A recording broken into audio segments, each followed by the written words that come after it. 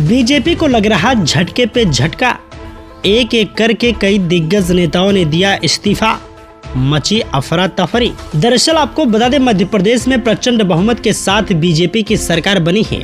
एक साल के अंदर ही मोहन सरकार अपने ही लोगों से घिर गई है।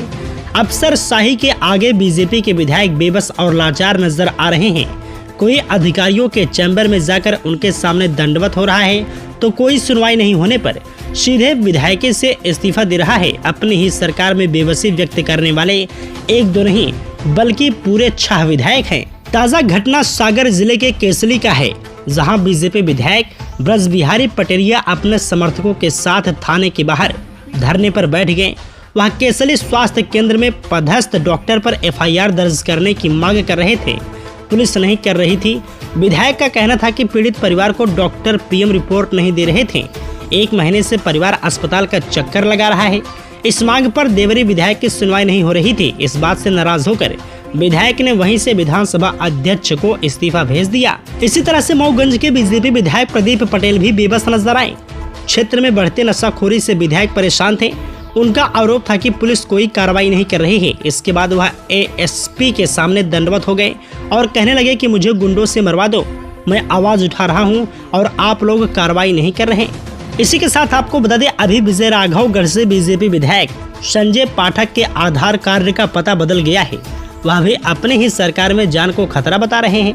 विधायक संजय पाठक का कहना है कि कुछ लोग लगातार कटनी से लेकर भोपाल तक मेरा पीछा कर रहे हैं। इसकी शिकायत हमने DGP से की थी। वहीं प्रदेश में बढ़ रही रेप की घटनाओं को लेकर कद्दावर नेता गोपाल भार्गव भी चिंतित हैं। उन्होंने तंज कसते हुए कहा कि प्रदेश में रेप की घटनाएं बढ़ रही हैं और क्या हम इन परिस्थितियों में रावण दहन के अधिकारी हैं? ये वारदातें शर्मनाक हैं और हम अपनी बहन बेटियों को सुरक्षा नहीं दे पा रहे हैं। वहीं आपको बता दें, हमेशा मुखर रहने वाले बीजेपी विधायक अजय बिश्नोई ने भी सवाल उठाए हैं। सीनियर विधायक अजय बिश्नोई ने मीडिया से बात करते हुए कहा है कि नशे का साम्राज्य प्रदेश में तेजी से बढ़ रहा है। इससे लगता है कि सरकार उनके सामने दंडवत है। इसी से समझ सकते हैं कि विधायक को दंडवत होना पड़ रहा है। ऐसे में कानून व्यवस्था की स्थिति क्या होगी? गौरतलब है कि MP में अफसरशाही और कानून व्यवस्था की स्थिति को लेकर अपने ही विधायक अब खुलकर सामने आने लगे हैं। साथ ही कुछ दबी जुबान से ऐसी बातें कर रहे हैं। ऐसे में मनमोहन सरकार को यह बेचैन करने वाली स्थिति है। साथ ही विपक्ष को एक बड़ा मुद्दा कानून व्यवस्था की स्थिति को लेकर मिल गया है। मध्य प्रदेश में गृह मंत्रालय CM मोहन यादव खुद ही संभाल रहे हैं। अब देखना होगा कि वह सारी परिस्थितियों से पार कैसे पाते हैं। फिलहाल इस पूरे मामले में आपकी क्या राय है, हमें कमेंट बॉक्स में जरूर बताएं।